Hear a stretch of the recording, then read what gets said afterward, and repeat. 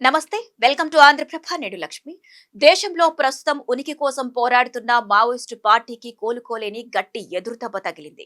దశాబ్దాలుగా భద్రతా బలగాల కంటికి చిక్కకుండా తప్పించుకు తిరుగుతున్న మోస్ట్ వాంటెడ్ అగ్రనేత, కోటికి పైగా రివార్డున్న సెంట్రల్ కమిటీ పొలిట్ బ్యూరో సభ్యుడు మిసిర్ బెస్రా ఎట్టకేలకు భద్రతా బలగాల చేతికి చిక్కాడు. జార్ఖండ్లోని ధన్బాద్ జిల్లా సరిహద్దు అటవీ ప్రాంతంలో వ్యూహాత్మకంగా నిర్వహించిన జాయింట్ ఆపరేషన్ లో ఈ మావోయిస్టు అగ్రనేతను అదుపులోకి తీసుకున్నాయి. ఆ పూర్తి వివరాలేంటో ఈ వీడియోలో చూద్దాం.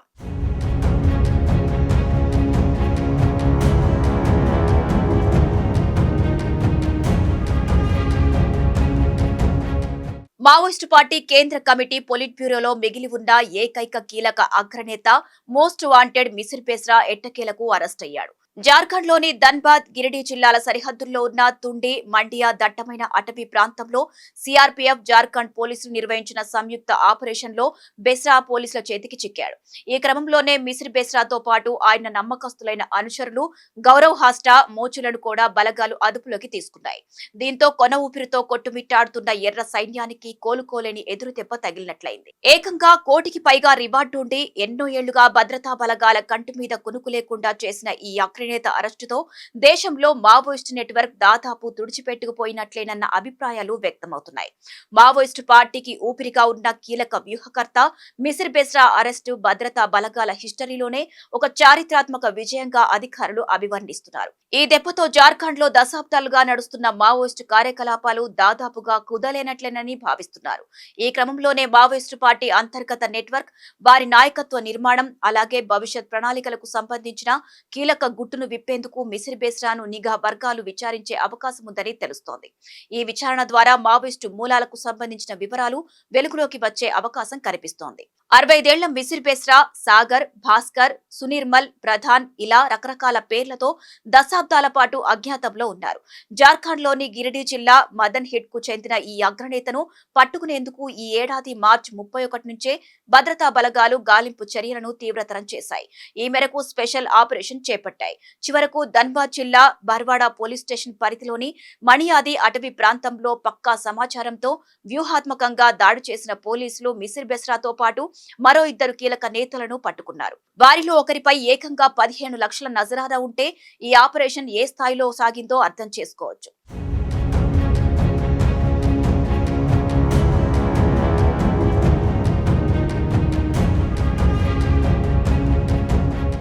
గ్రాడ్యుయేషన్ పూర్తి చేసిన మిసిర్ బెస్రాకు హిందీ, సంతాలి, హో భాషల్లో మంచి పట్టుంది. ఆయన తుపాకీ పట్టి అడవుల బాట పట్టడం వెనుక ఒక పెద్ద చరిత్రే ఉంది.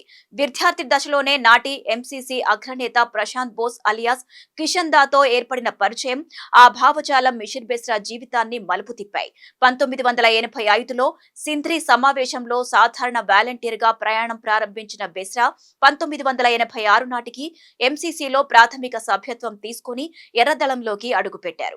ఆ తర్వాత కోల్కతా నుంచి రాంచీ వరకు సంస్థ ప్రచార బాధ్యతలను తన భుజాన వేసుకుని మావోయిస్టు నెట్వర్క్ ను విస్తరించాడు.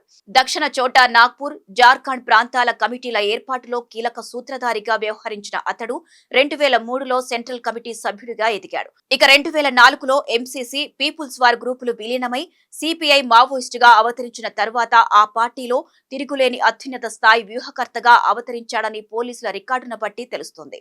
దశాబ్దాల పాటు మావోయిస్టు పార్టీకి ప్రధాన వ్యూహకర్తగా, ఆర్గనైజర్ గా వ్యవహరించిన మిసిర్ బెస్రా జార్ఖండ్ లోని దట్టమైన కుల్హాన్, సారండా అటవీ ప్రాంతాల్లో ఎర్ర సైన్యానికి తిరుగులేని దళపతిగా నిలిచాడు. జరైకేలా, చిన్ననాగ్రా, మనోహర్పూర్ వంటి నక్సల్ ప్రభావిత ప్రాంతాల్లో తన బలమైన ముద్ర వేసిన బెస్రా అక్కడి మావోయిస్టు దళాల మూవ్మెంట్స్ ను వేళ్ల మీద నడిపించేవాడని తెలుస్తోంది.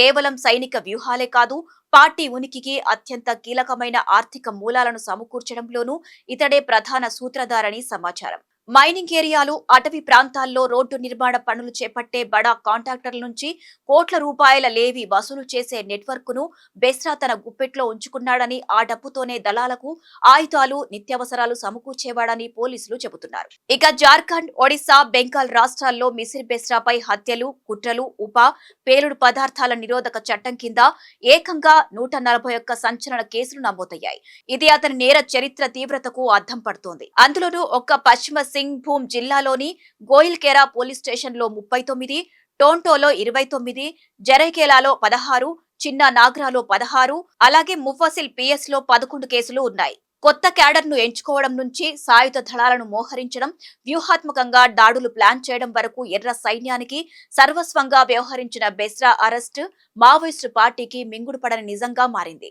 సారండా, కొల్హాన్ దట్టమైన అడవుల్లో పోలీసులు, సిఆర్పీఎఫ్ బలగాలపై జరిగిన దారుణ దాడులు, బాంబు పేలుళ్లు, వరుస హత్యల వెనుక మాస్టర్ మైండ్ బెస్రానేనని అధికారులు తెలిపారు.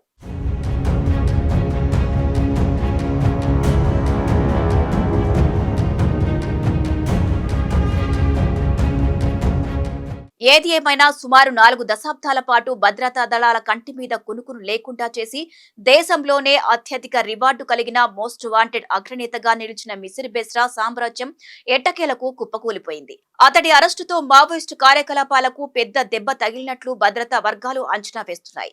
ఇదిలా ఉంచితే జార్ఖండ్ లో నక్సలిజం నిర్మూలన దిశగా భద్రతా బలగాలు, రాష్ట్ర పోలీస్ యంత్రాంగం మరో అతిపెద్ద చారిత్రాత్మక విజయాన్ని సాధించాయి.